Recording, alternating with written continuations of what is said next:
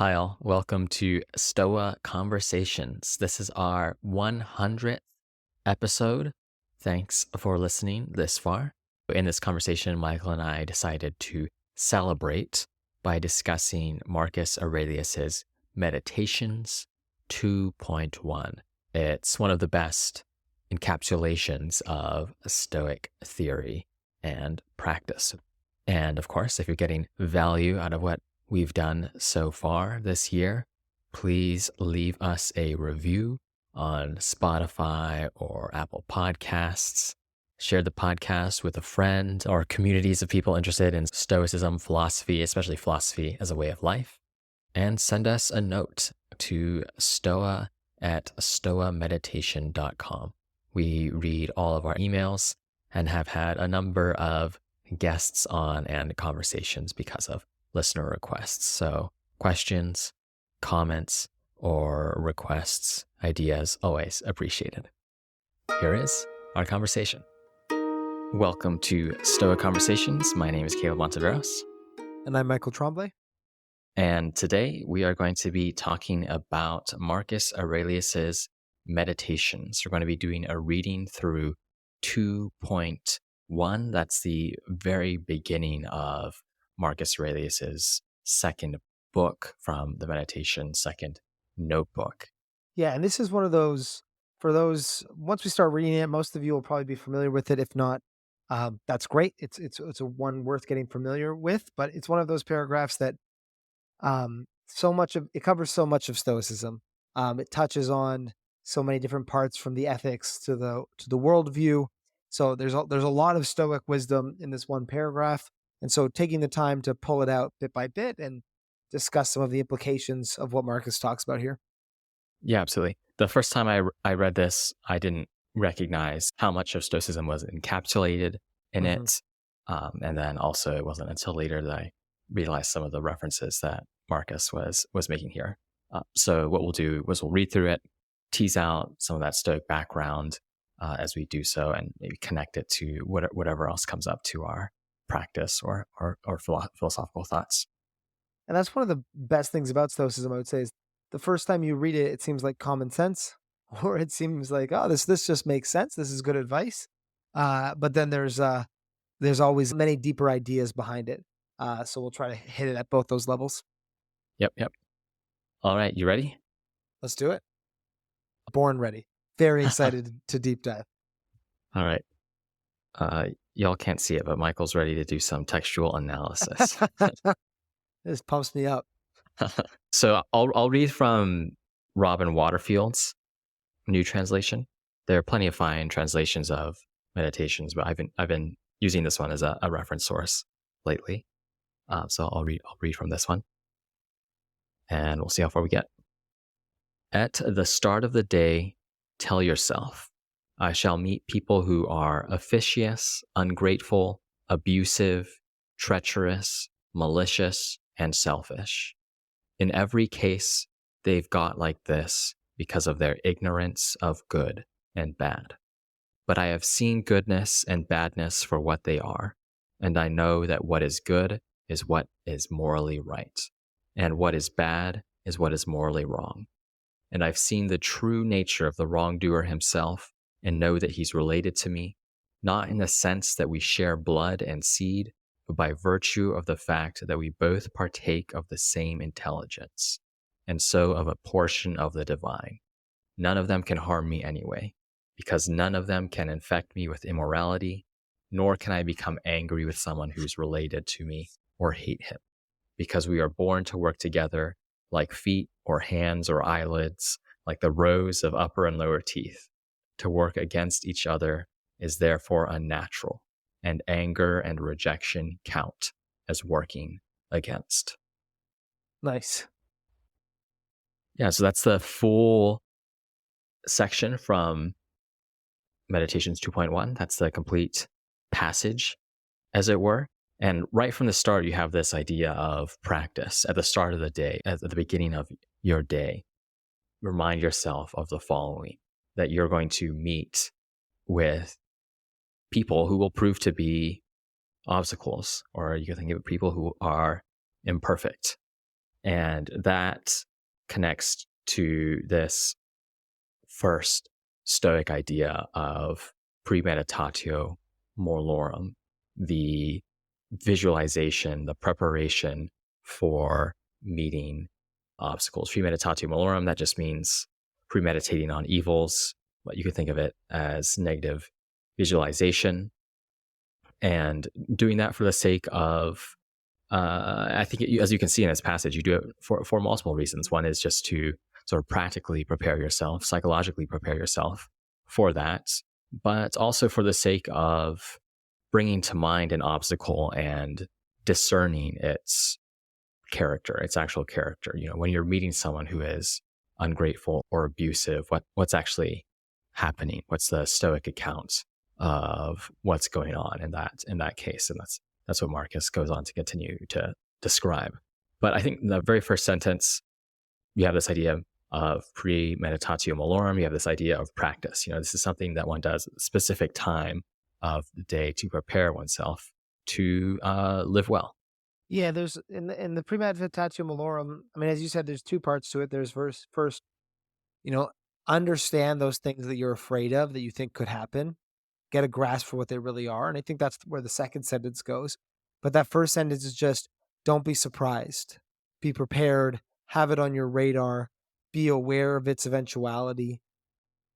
And that I think is the, when you wake in the morning, that idea of you need to kind of put on a frame of reference. You need to mental it's not preparation because I mean it is preparation in this sense, but when we think of preparation, we think of it as I don't know, I sometimes think of it as adding something new, like, oh, I'm preparing for a race. I'm going to train my body over time. It's not like that. It's really like a focusing of your attention.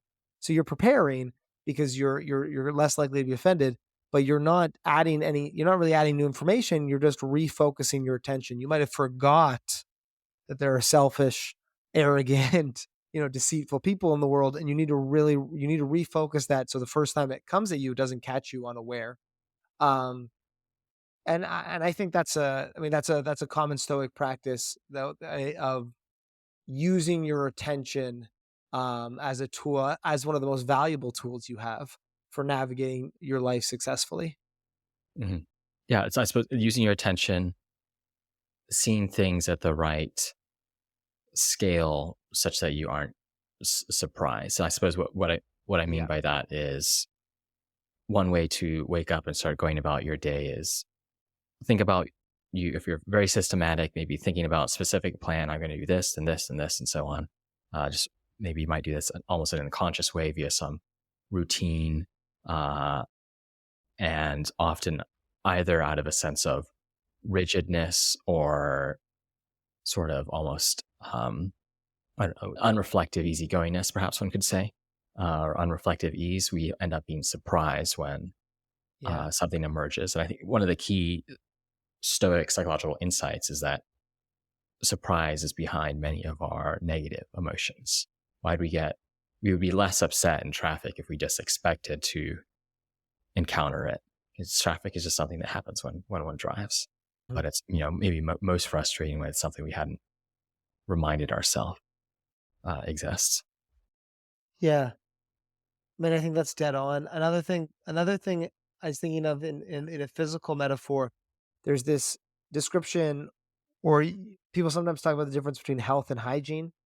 Health being something that you develop over time, hygiene is being almost like a maintenance. Like you got to brush your teeth every day as your hygiene, and then if you don't do that, that's going to have long term implications on your health. And I can kind of think of this, wake up in the morning and tell yourself that like shitty people exist and you're going to bump into them. That's not health in some kind of profound way, but it's almost thinking about that as like a hygiene. Like, you're not just brushing your teeth and having a shower, but you're also doing your mental hygiene, getting that prepared for the day. And if you don't do that long enough, your health will suffer. Hmm. Yeah. So the next sentence Marcus adds is in every case, they've got like this because of their ignorance of good and bad. And in a sense, you might think the beginning opens almost on in a pessimistic note. Remind yourself that terrible people exist is one gloss on it. But the next step Marcus makes shows that I think that's a mistaken reading. So he notes that they're going to have these specific vices. So they'll be malicious, they'll be selfish, certainly something he's got to deal with as a politician. But they're like this out of ignorance, not out of some inherent flawed character or something of this nature. And I think that needs some to explain that a little bit more. One of the ideas the Stoics have about our motivations is that everyone is trying to do good by their own lights, and that's something we shouldn't forget. So if you think about, Robin Waterfield has a nice example here. You think about someone who's enjoys smoking. On the Stoic account, they don't enjoy smoking because they believe it's bad for them.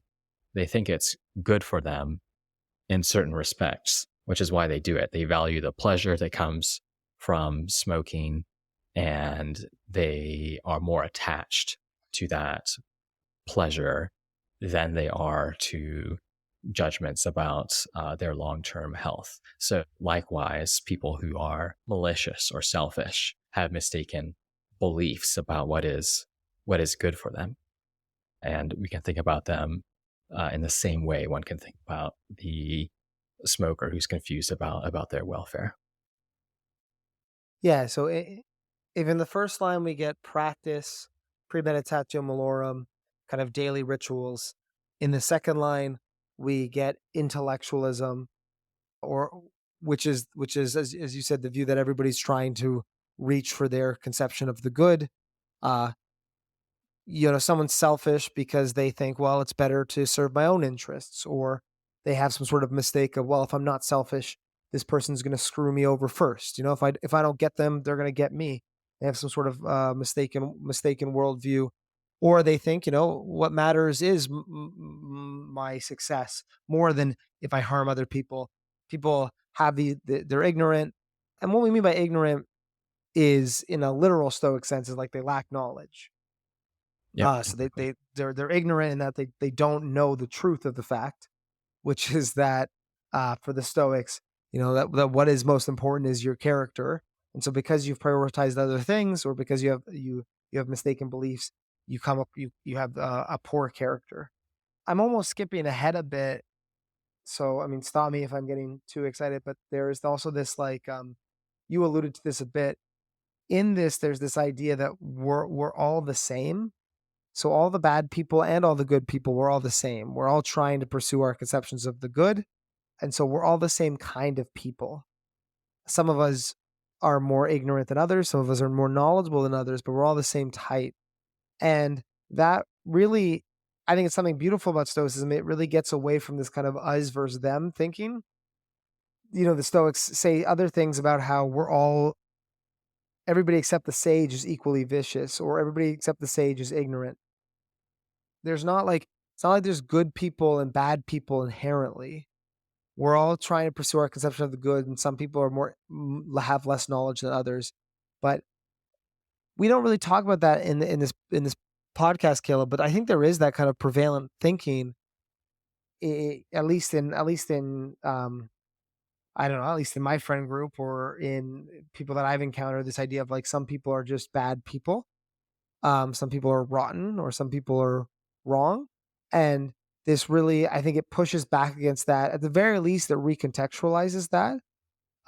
But I think it pushes back against that. And so it's encourages you not to use us versus them thinking, even though you've just acknowledged all these negative qualities with people you're going to encounter.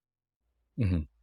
Right. Yeah, I think if you think about some of the worst cases of vice or terrible behavior, I think what the Stoics would urge is to see people who do these terrible things as ignorant people who don't know how to live well, and they're by bring misery on themselves and others. Yeah. And almost like people who one should have a similar attitude towards people who are seriously physically sick or physically disabled. Um, Not, of course, the exact same, but the analogy is made. I think Epictetus will make this analogy explicit Yeah. that some people are physically blind, other people are morally blind. They don't know what's good for themselves or for others, and it's that move as opposed to perhaps thinking of someone as uh, inherently on the wrong side. Right? They might be Hmm. possessed in certain ways, but you have that idea that in different spiritual traditions that someone is aligned with the wrong force. They've chosen to be on the wrong side, and now they're tainted. That's who they are. Whereas that's not how the Stoics would frame it. Which is nice. It's like, evil people, but like you could, as you say, you could frame this as, I'm put on your shield, put on your armor against the enemy, you know? But we get that first line of prepare yourself, but the second line is not, you know, as we'll see, and we'll get into it more, but they're not your enemies, That's the second part too. You got to prepare yourself, but they're not your enemies. Yeah, yeah. I think there's always the issue: are some people curable or not? And I think the Stoics have different takes on that. But regardless, if you get into our normal lives and modern countries, we're encountering people who, yeah, are malicious and selfish. Often we have these sorts of traits ourselves and taking on this frame as these sorts of things are done out of a matter of ignorance or imperfection, not immediately moving to, as you said, the Hmm. us versus them type nature of things, but always thinking about how can we, and we'll get to this later as well, but how can we cooperate as a whole, as a social creatures that Yeah. we are. And so the next line we have from Marcus Aurelius is, "But I have seen goodness and badness for what they are, and I know what is good and what is morally right, and what is bad is what is morally wrong." So if you think back to the example of the smoker, someone's confused about what's ultimately good for them, maybe they just value that pleasure. Marcus Aurelius is saying, but I know what's good for me is virtue, essentially living in accordance with nature.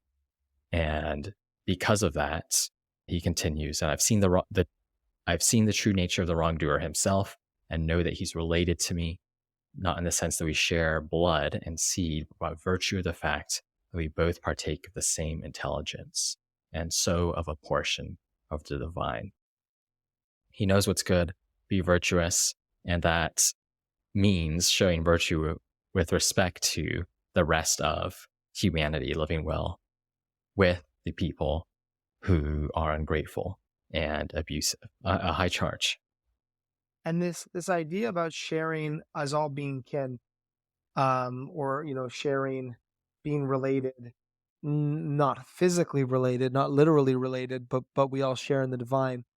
This connects to a couple things. I mean, one, it connects to this idea of cosmopolitanism, which, for a philosophy founded in the Greek city states like Athens, where they were polises, poli, they're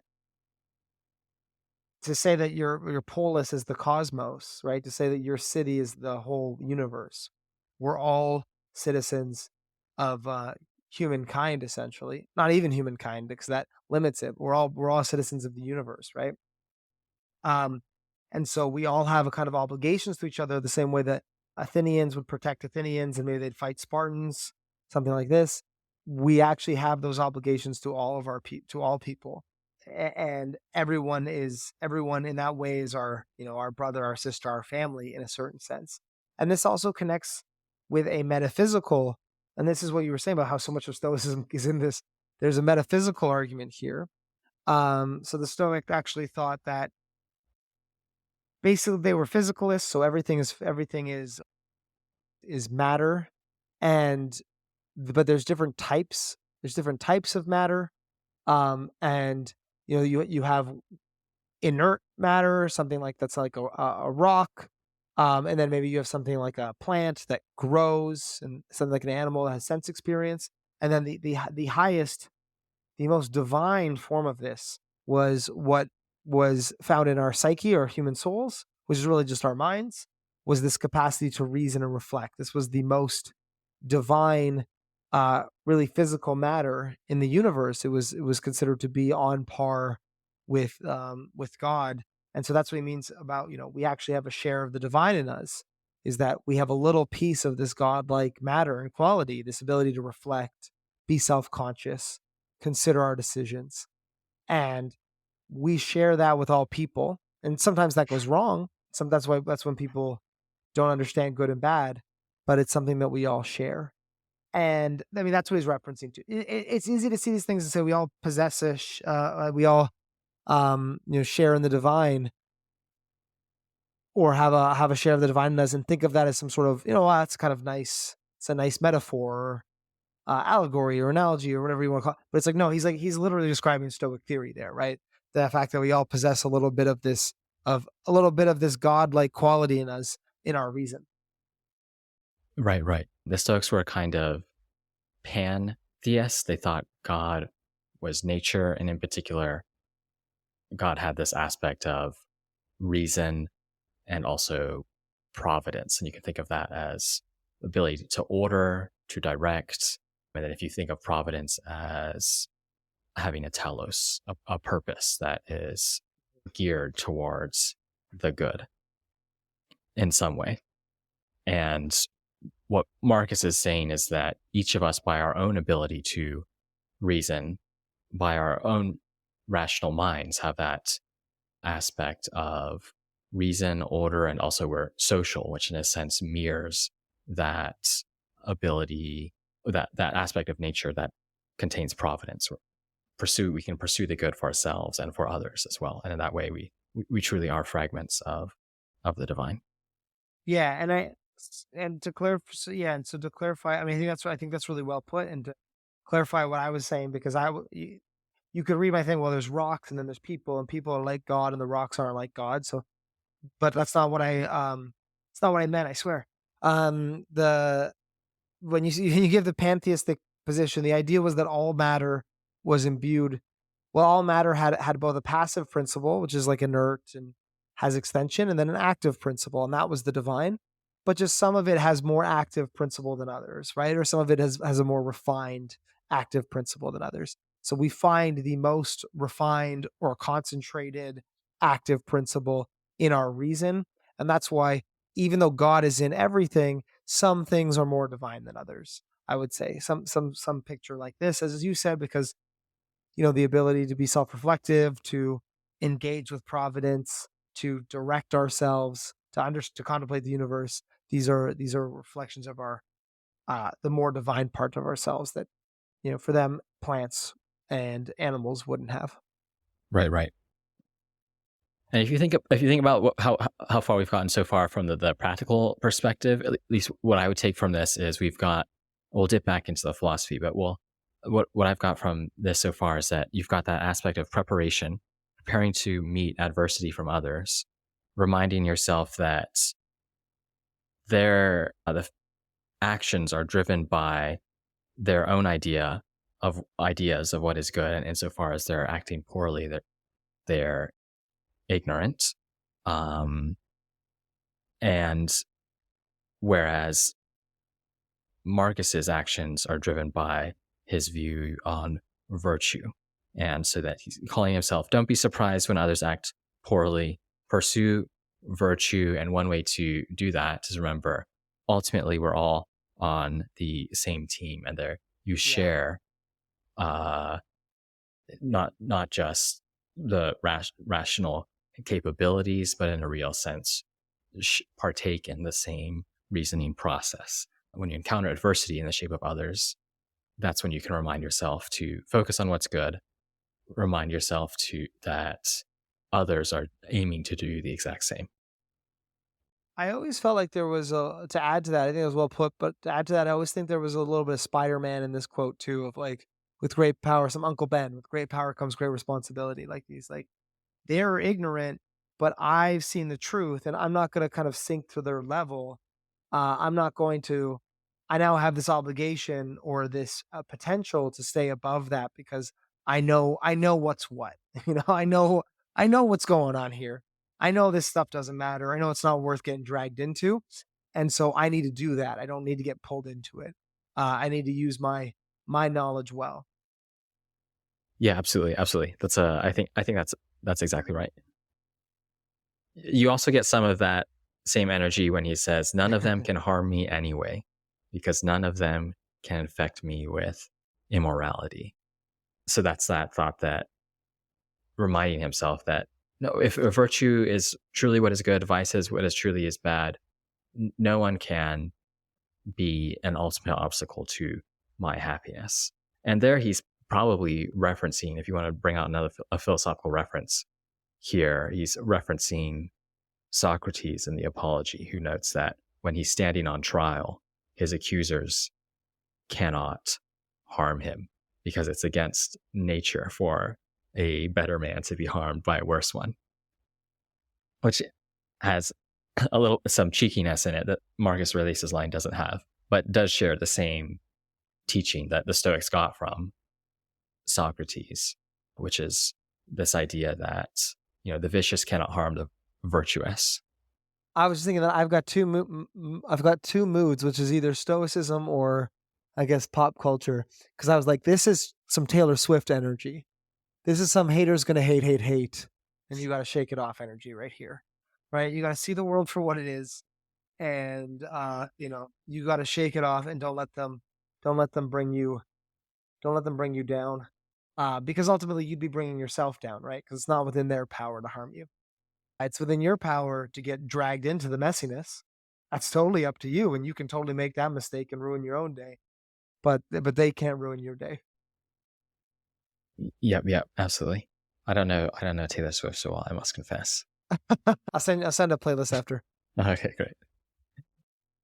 Uh, so Marcus Aurelius continues, nor can I become angry with someone who's related to me or hate him, because we were born to work together like feet or hands or eyelids, like the rows of upper and lower teeth.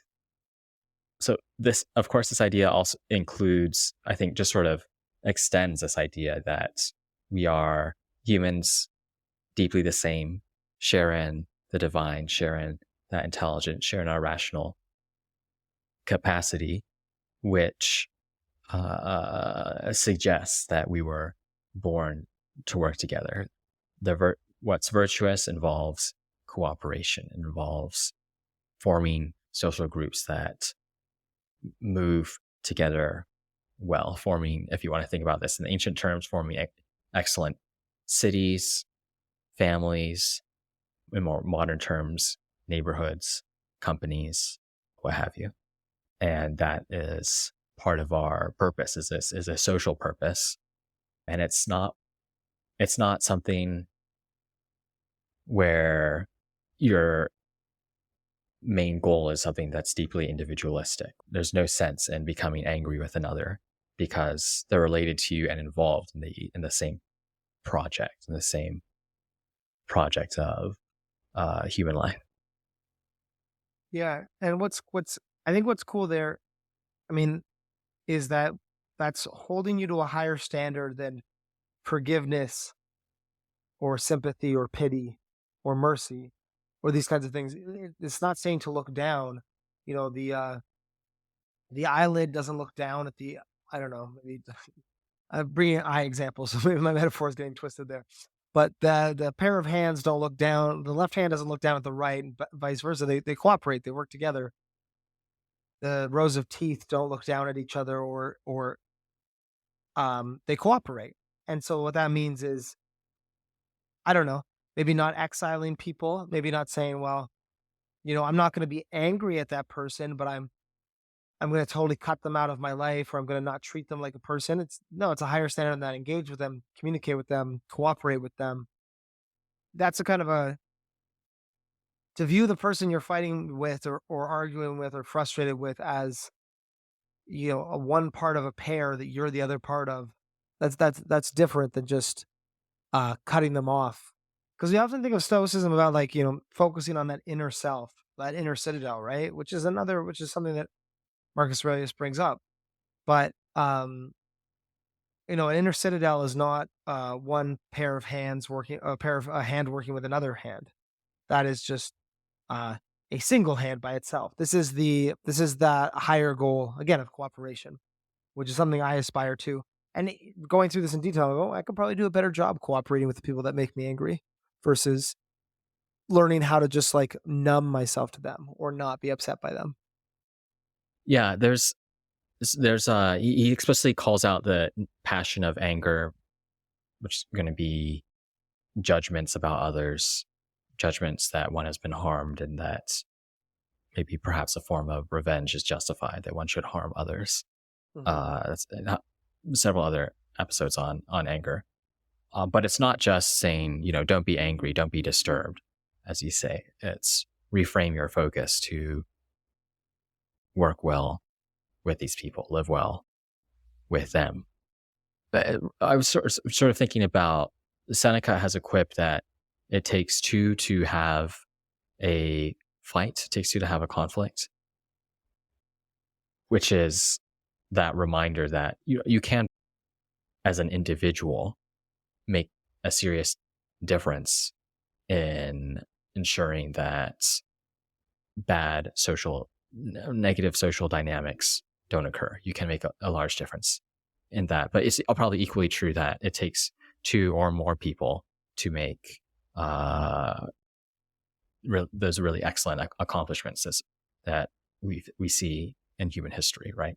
Where it's not, even if you think about individuals who have been famous artists, there are people who live in societies whose needs are met by others who are inspired and have interacted with past artists, their contemporaries, and so on. And perhaps just as it takes, I suppose all I'm trying to get at is that many of the very good things in the world are necessarily require more than one person. And Yeah. so like purely forming that inner citadel isn't enough. You need to be thinking about, like a kingdom or something of that sort. Yeah. I've got some terrible metaphors today, so Okay. forgive me. But when you kept saying I kept thinking it takes two to tango. And I guess a tango could be a bad thing, but a tango could be a very beautiful thing. And so you don't want to not get on the dance floor, I guess. You want to stay there. You want to stay there with the other people and you want to teach them how to dance. Teach them the rules of the dance floor so they can become good dancing partners. Um, Not just kick them out or not just remove yourself. That's a twisted metaphor. I mean, I think this comes up best. I was thinking also about family. Like, who are these people that you're really figuring out? Well, how can I make this work? How can we cooperate? Usually, that comes in the form of family, coworkers, people that you find yourself in a position. It's a little bit easier to kind of refine your friends. But Marcus Aurelius is writing this here as emperor, talking about the presumably whoever is high enough politically up to be in his day-to-day life. These are not people that Marcus has a choice with, but does have a huge impact in how well they can cooperate in the literal, not the literal kingdom, but I guess the little empire of Rome. So yeah, don't just kick them out or remove yourself. Figure out how to tango. Right, right. I suppose I also get the sense when I read this passage that, look, Marcus Aurelius, he does have some power in choosing who the officials are, which cases he gets to see, uh, whether particular Romans should be, moved into higher stations or lower stations, what have you. But ultimately, he can't escape the social life of just the fact that even with that power, he's going to run into the selfish, the malicious. And Hmm. perhaps I've certainly noticed in the past that temptation, if I just change jobs or if I just move into a different social group, then everything will be much better. And certainly there is some truth to judgments like that sometimes, but there's the fact that one should expect, at the start of every day, one should be reminded of oneself, remind oneself that you'll face that social adversity no matter where you are. Emperor of Rome, much lower stations, employee, family, friend groups. Yeah. That's why, I mean, that's why the passage appeals to us so much, is that we don't read this and go, "Oh, sucks to be emperor." Like, that's too bad for you, Marcus. I never deal with anybody who's selfish or ungrateful or uh, dishonest.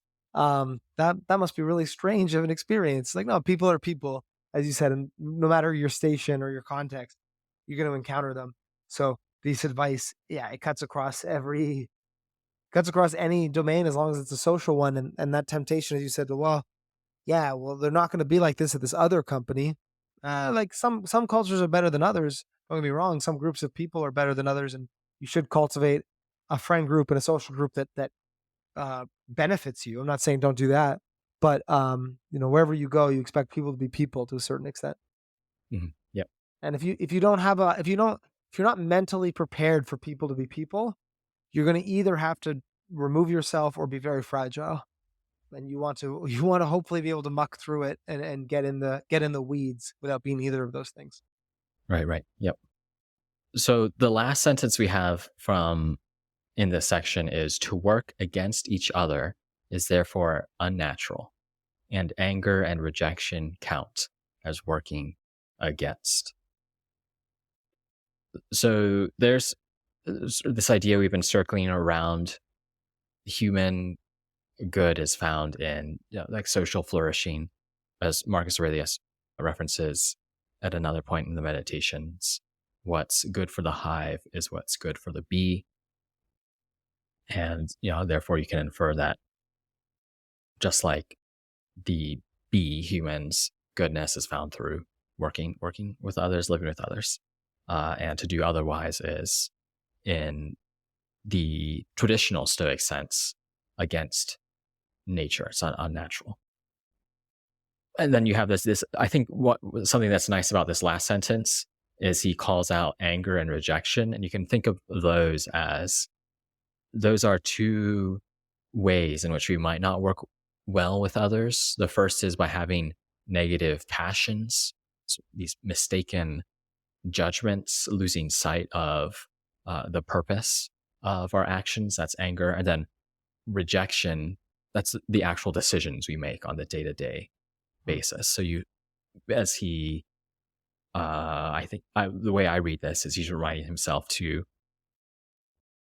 cultivate good emotions in himself, refrain from anger, anxiety, but instead cultivates a kind of calm, perhaps stoic joy uh, on one hand, and then on the other, remember to, in the details of day-to-day life, make the decisions that involve working with others as opposed to against them. Yeah, dead on. And I mean, we've done a lot of episodes recently, Caleb, about the nature of anger, because if you haven't listened to those, or you disagree with the Stoics, you might think, well, anger is a pro-social emotion. It's something that I do to get people in line. It's something I do when somebody breaks the social norm to encourage them back in the social norm. Uh, but the Stoics talk a lot about, I mean, never anger, because anger, um, anything you can do with anger, you can do without. You can, if you need to punish somebody so they learn their lesson, if you need to punish somebody for the greater good of the whole, you can do that without being angry. And then second, we shouldn't ever aim to punish for the sake of harming the person. Their mistake is harm enough. We talked about this at the start of the paragraph. Their ignorance, their they're thinking things that aren't good is good and pursuing those things, thinking things that are bad are good and pursuing those things. That's punishment enough. So we shouldn't ever feel angry or try to punish. Sometimes we might want to try to correct, try to teach, but not in a kind of righteous anger where we deserve to harm somebody for what they've done. And Mhm. so, this anger is a really kind of, it's not pro-social in any sort of way. It's not the thing you need to feel to stand up for those that need standing up for, or to teach those that have done wrong or correct those that have done wrong. Mhm. Yep. Yeah, absolutely. If you want to connect to some other ideas in this passage, anger is that which overleaps reason, which overleaps that our purposes, our ability to maintain our intelligence, align ourselves with nature, align ourselves with others. Anger instead takes on a logic of its own. You become a puppet to whatever circumstances caused the passion of anger in you. And what Marcus Aurelius is calling us to do, what the Stoics call us to do, is maintain that ability to reason, to think well. Don't lose one's head, but instead see things as they are. And as you noted, then our motivation is going to be completely different. We're going to remove the risks of making mistakes that so many passions cause. That's the Yeah, goal. and I mean, and then it all this again. So much of Stoicism in this passage. That reason is our share of the divine, right? That reason is the best part of ourselves. And so, when, as you said, when we overleap reason, when I mean, Epictetus makes this metaphor, we become like beasts. And I mean, poor Epictetus really, trashing the animals. Some beasts are quite sweet, but the point there is we become cause and effect, reactive to our environment. We respond to what happens to us. Somebody insults us, we get angry, we respond. We've overleaped that part of that divine part of ourselves, the best part of ourselves, the part that can recontextualize, re-understand, mitigate that anger and reframe it as something productive and helpful. There's another one of the other most famous passages from Meditations is the line that the impediment to action advances action. What stands in the way becomes the way. And Marcus Aurelius continues that passage with, it is, in a sense, our proper duty to pursue others' good, but when they obstruct our proper duty, they become irrelevant to us, like the animals, the wind, and the sun, which is an interesting extension of this idea, which is this thought that other people, if they are consumed by passions, whether they are abusive or treacherous, they, in a real sense, are like, for the Stoics, the animals. And there's something one needs to work. It's just sort of something one needs to take into account. You don't judge animals because of their behavior. You don't judge the wolf because of how it acts. But just sort of take them into account as a fact of life. I think there's that's the sort of the Stoic advice where there's some decent, a lot of wisdom and truth to it, but I suppose there's also that risk, which is that one might too quickly assume that others are irrational, consumed by their passions, and bowl over them in the pursuit of what we perceive as our duties, where it could very well be the case that we're the ones who are missing out on reality. I think that's a good point. The idea of like, we don't judge the wolf, but we also know all wolves are wolves. If we're not sure if it's a wolf or a person, it gets pretty confusing. And I think that comes back to the thing we were saying at the start, right? You actually do end up with a bit of an us versus them mentality, but only in the most extreme situations. And so I guess the lesson there is like, be very, very careful about doing that. And it's the right thing to do in the right situation. There are some people that deserve that, but I guess be careful, because you'd hate to be self-righteously applying that too liberally. Right. We want to avoid being in cases where we look back and think, it was me who was consumed by our passions. It was me all along. Yeah, I think this is one of the most famous passages in Meditations, probably because it comes early, but also because it does have that connection to something it does have the fact that Marcus Aurelius, he's the emperor of Rome, but he's reminding himself to do something that's very relatable. Meet others.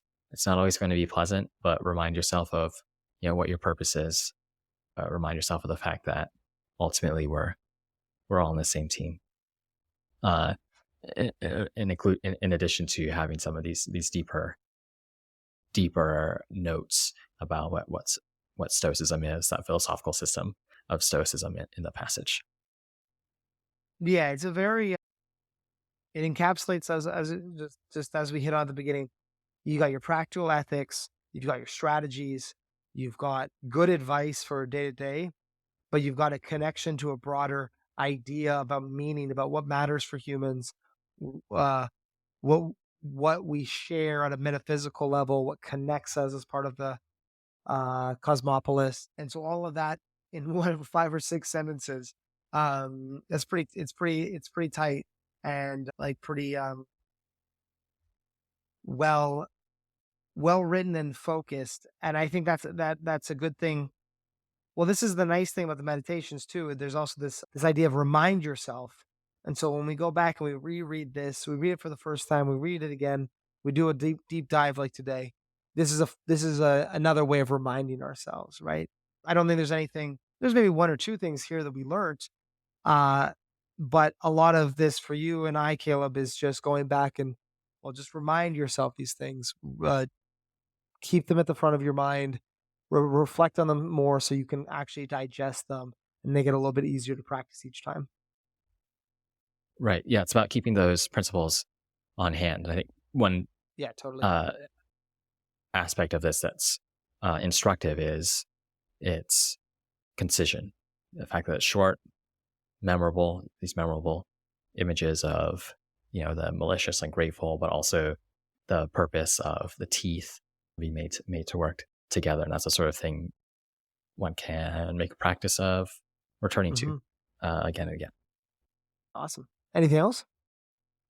Well, if people have made it this far, and if we release this as our 100th episode, it's really exciting to see people continue to listen to Michael and I's conversations this year, in addition to the interviews and conversations we've had with people come on to the podcast. And great to get both emails, Instagram messages on Twitter, what have you, from people who are offering suggestions, offering guest suggestions, but also just, asking additional questions, prompting us to learn more about Stoicism ourselves. So I've certainly learned, and I imagine we'll continue to learn a lot, both from Michael, but both from you all as an audience. So glad that we've made it this far, and I think we'll continue to, make this one of the best Stoic podcasts. So, or at least perhaps even broadly, philosophy podcasts. So thanks for listening. That's my note. I don't know if you want to add anything to that, Michael. Yeah. Well, just I mean, for anybody listening, thank you so much for the support in terms of, as Caleb said, in terms of listening, reaching out. Um, any sort of engagement is much appreciated. I've got to learn so much over doing these episodes. Like we just hit on in this episode, part of it, oh, well, I'm learning something new or I'm digging into something I haven't done before or making a comparison to something we haven't done before. But some of it's just going back over the same text you've read time and time again and getting time to sit down and chat about it, dig it into it in detail. This is a really worthwhile experience for me. So if that can be of interest to other people and add value, I'm really, really happy about that and looking forward to continuing to grow and getting better at what we do too and providing better episodes for you and ones that are more relevant and more interesting as we go on. So thanks again everyone for listening. Episode 100 is very, very cool. Absolutely. All right. Thanks all. Thanks, Michael. Cool. Thanks, Dylan.